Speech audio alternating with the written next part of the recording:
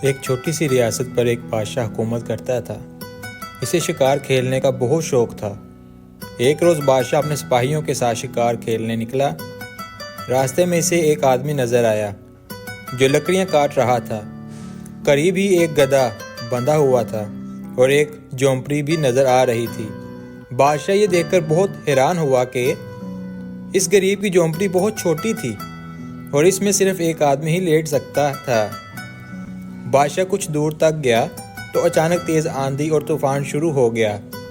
بادشاہ کے سپاہیوں نے فوراً اسے واپس جانے کا مشورہ دیا، لیکن بادشاہ نے کہا تم سب واپس چلے جاؤ، میں تو اس آدمی کی جھونپڑی میں رات گزاروں گا۔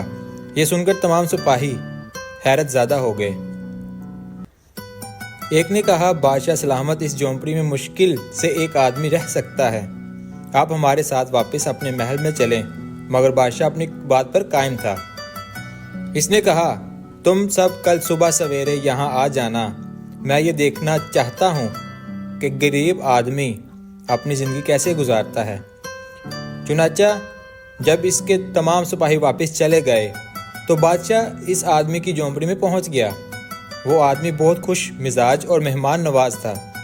اس نے بادشاہ کا بھرپور استقبال کیا، اسے گرم دودھ پیش کیا جو کہ اس کی بکری کا تھا۔ پھر اس نے بادشاہ کو کچھ پیاز کے ساتھ ایک سوکھی روٹی دی جو بادشاہ نے کسی نہ کسی طرح کھا لی۔ پھر اس نے بادشاہ کے سونے کا انتظام کیا۔ کیونکہ جھونپڑی میں صرف ایک بستر تھا، اس لیے وہ خود باہر گھاس پر اپنے گدھے کے قریب سویا اور بادشاہ کو جھونپڑی میں بستر لگا کر دیا۔ پوری رات بادشاہ کو نیند نہیں آئی کیونکہ اسے اپنے محل کے نرم بستر پر سونے کی عادت تھی۔ صبح اس نے اس آدمی سے پوچھا آخر تم اس شہر میں کیوں نہیں رہتے؟ اس آدمی نے کہا بادشاہ سلامت، میرے پاس اتنے پیسے نہیں کہ میں شہر کے کرائے برداشت کر سکوں، اس وجہ سے ادھر رہنے پر مجبور ہوں۔ بادشاہ کو یہ سن کر بہت دکھ ہوا۔ اس نے فوراً اپنے محل کا ایک کمرہ اسے مفت میں دے دیا اور شاہی خزانے سے اس کے لیے ماہانہ وظیفہ بھی جاری کر دیا۔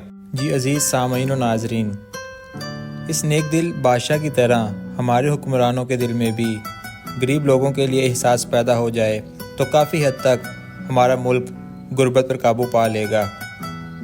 امید کرتے ہیں کہ ہماری آج کی ویڈیو آپ کو بہت پسند آئی ہوگی۔ اپنی قیمتی رائے سے ہمیں آگاہ کیجیے گا۔ انشاءاللہ بہت جلد آپ کی خدمت میں ایک نئے سبق آموز کہانی کے ساتھ حاضر ہوں گے۔